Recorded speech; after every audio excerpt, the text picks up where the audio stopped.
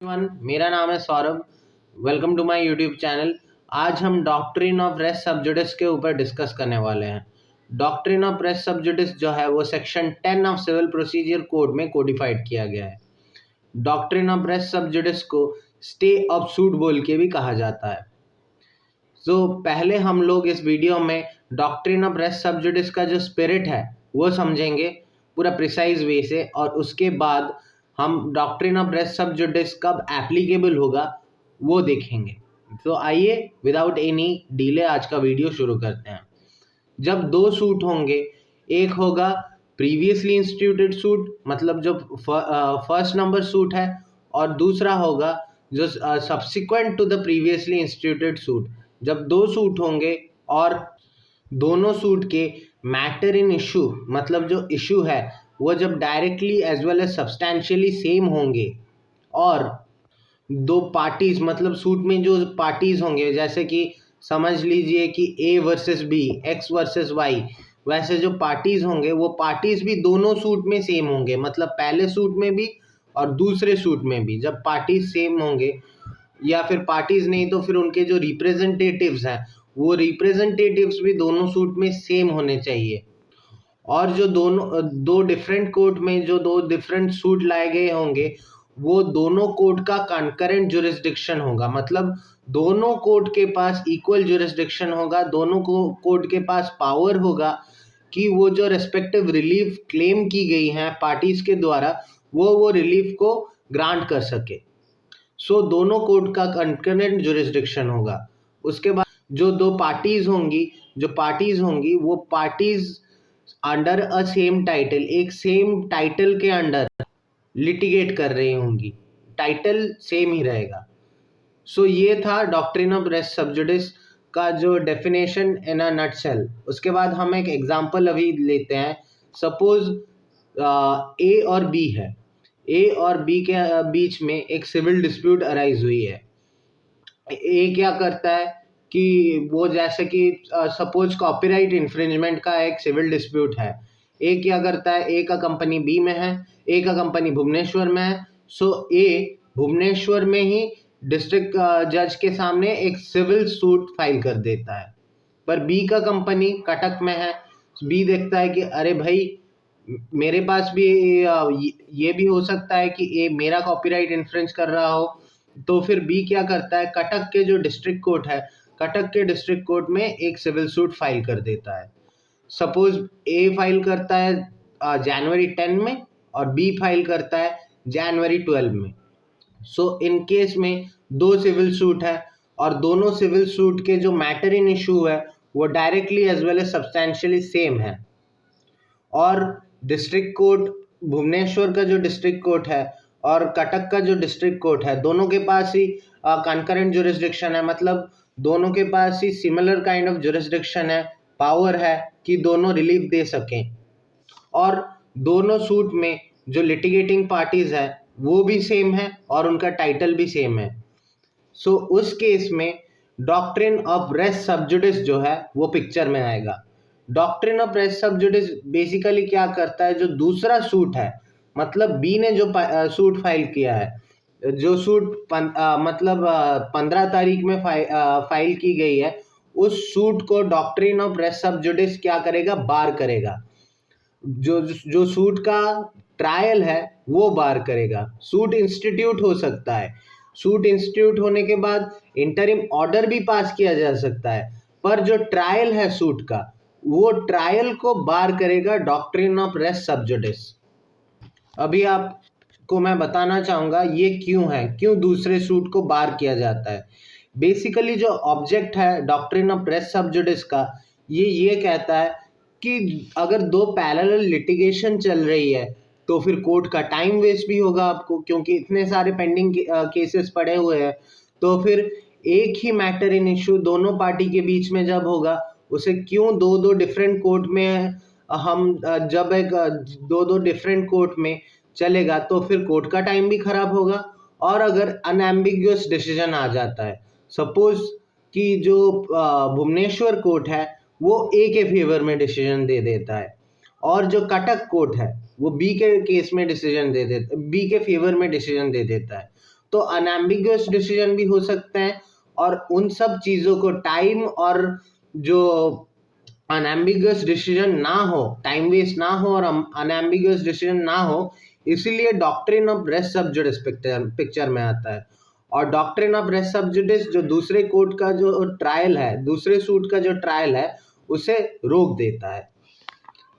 ये था। इसके बाद आइए चलते हैं जो application of res sub judice. Doctrine of res sub judice कब एप्लीकेबल होगा, मतलब कब दूसरे सूट को बार किया जाएगा, दूसरे सूट के ट्रायल को बार किया जाएगा।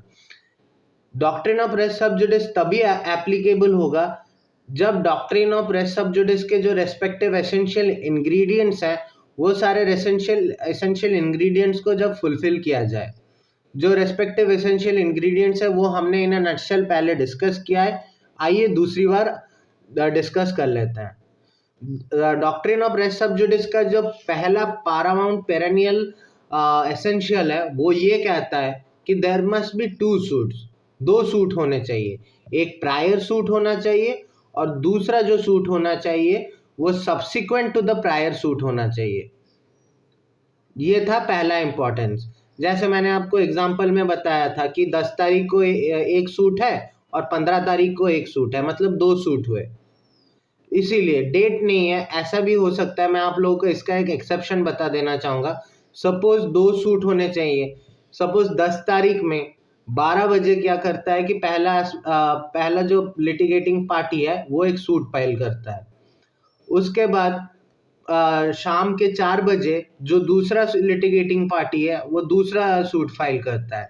उस केस में भी दो सूट है, और अगर दोनों सूट के जो मैटर इन इश्यू सेम है और सारे जो एसेंशियल इंग्रेडिएंट है डॉक्ट्रिन ऑफ रेस सब्जुडिस में वो जब फुलफिल करते हैं, तो फिर रेस सब्जुडिस उस केस में भी सेम डेट में अगर दो सूट इंस्टीट्यूट किए गए हो, तो फिर जो दूसरा नंबर वाला सूट है उसे बार करता है डॉक्ट्रिन ऑफ रेस सब्जुडिस।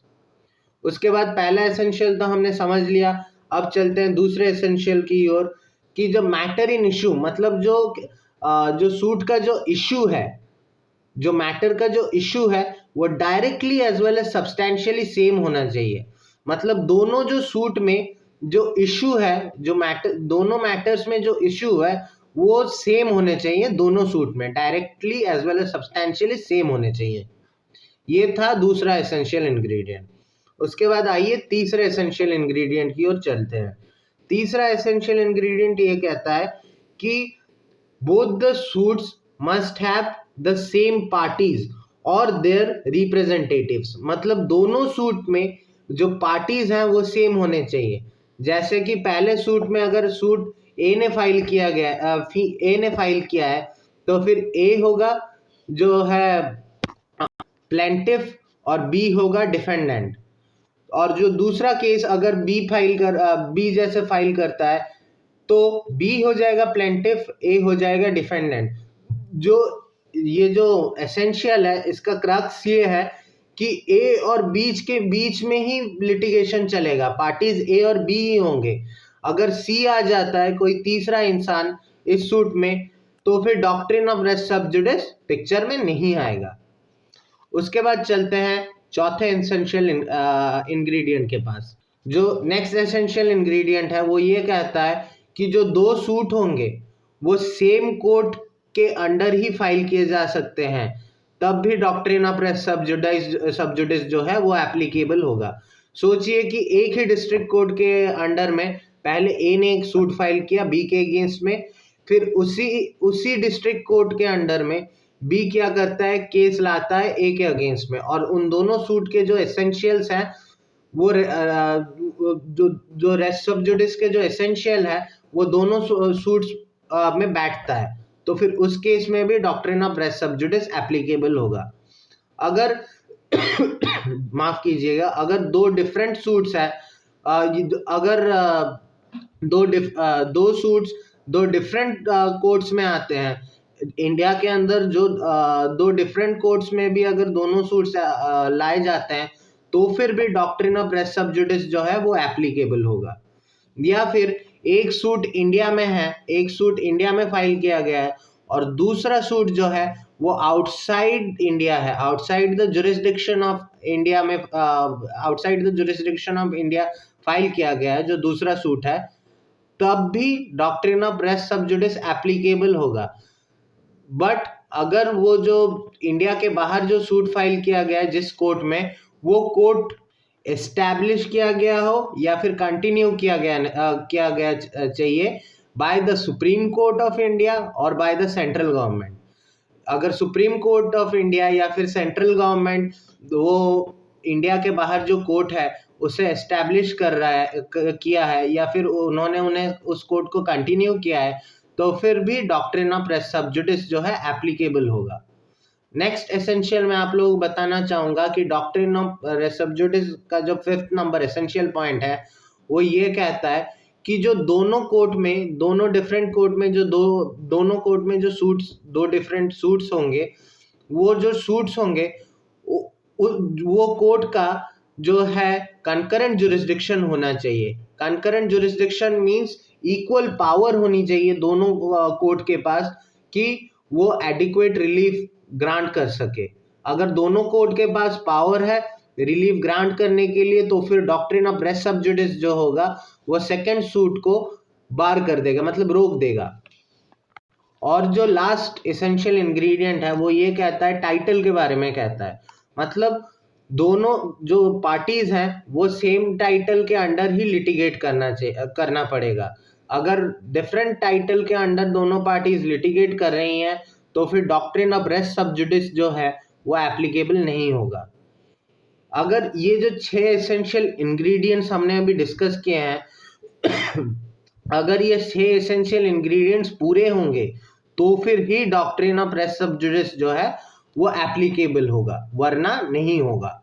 अभी मैं आपके साथ एक एक्सेप्शन डिस्कस करना चाहूँगा।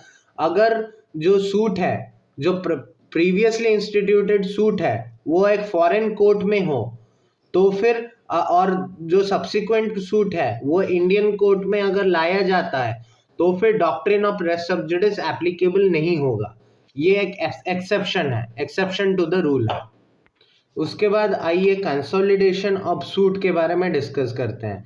कंसोलिडेशन ऑफ सूट है, जैसे कि सेक्शन 10 का जो मेन ऑब्जेक्ट है, रेस सब जुडिस का जो मेन ऑब्जेक्ट है वो ये है कि कोर्ट का टाइम बचाया जाए और कॉन्फ्लिक्ट ऑफ डिसीजन ना हो।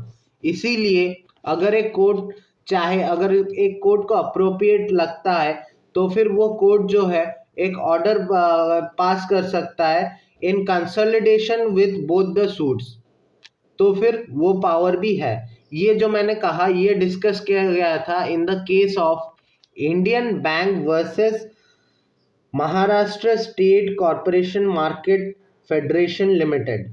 जो साइटेशन है केस का वो है SCC 69 1998, माफ कीजिएगा। उसके बाद मैं डिस्कस करना चाहूँगा गंगा प्रसाद बंसपति, उसका जो साइटेशन है वो है AIR 1937 NAG 132। उसमें कॉन्ट्रावेंशन इफेक्ट के बारे में डिस्कस किया गया था। इस केस में कहा गया था कि सेक्शन 10 एक सिंपल रूल ऑफ प्रोसीजर है, और इस रूल ऑफ प्रोसीजर अगर जो दोनों पार्टीज चाहें तो फिर वेव कर सकते हैं। अगर दोनों पार्टीज चाहें, अगर A और B चाहें कि नहीं भाई सब्सिक्वेंट सूट जो है उसका ट्रायल नहीं रुकवाना चाहिए, हमें मर्जी है कि जो सब्सिक्वेंट सूट है उस केस में सब्सिक्वेंट सूट भी चले, तो फिर उस केस में जो सब्सिक्वेंट सूट होगा वो डॉक्ट्रिन ऑफ रेस सब जुडिस के द्वारा बार नहीं किया जाएगा, सब्सिक्वेंट सूट का ट्रायल भी चालू हो जाएगा। पर उस केस में ये जो कॉन्ट्रावेंशन इफेक्ट है उसमें पार्टीज बाद में ये क्लेम नहीं कर सकती कि डॉक्ट्रिन ऑफ रेस सब जुडिस का उल्लंघन किया गया है, क्योंकि इस केस में जो पार्टीज हैं वही अग्री कर रही हैं। तो फिर इस केस में डॉक्ट्रिन ऑफ रेस सब जुडिस नहीं लगेगा, पर आफ्टरवर्ड दोनों जो पार्टीज हैं वो ये जो ऑर्डर का वैलिडिटी चैलेंज नहीं कर सकते कि डॉक्ट्रिन ऑफ रेस सब जुडिस लगाना चाहिए था पर नहीं लगा। उसके बाद मैं आप लोगों को बताना चाहूँगा कि जो डॉक्ट्रिन ऑफ रेस सबजुडिस है, ये जो रूल है ये सिर्फ ट्रायल के ऊपर अप्लाई होता है, not but institution of suit के ऊपर ये जो रूल है डॉक्ट्रिन ऑफ रेस सबजुडिस का, ये अप्लाई नहीं होता है। इसीलिए अगर एक सब्सिक्वेंट कोर्ट चाहे तो फिर वो सब्सिक्वेंट कोर्ट एक इंटरिम ऑर्डर भी पास कर सकता है, और ये इंटरिम ऑर्डर अगर ये पास करता है तो फिर ये violative of section 10 of civil procedure code नहीं होगा। ये था डॉक्ट्रिन ऑफ रेस सबजुडिस के बारे में। मुझे लगता है कि आपको ये वीडियो यूजफुल होगा। Thank you so much.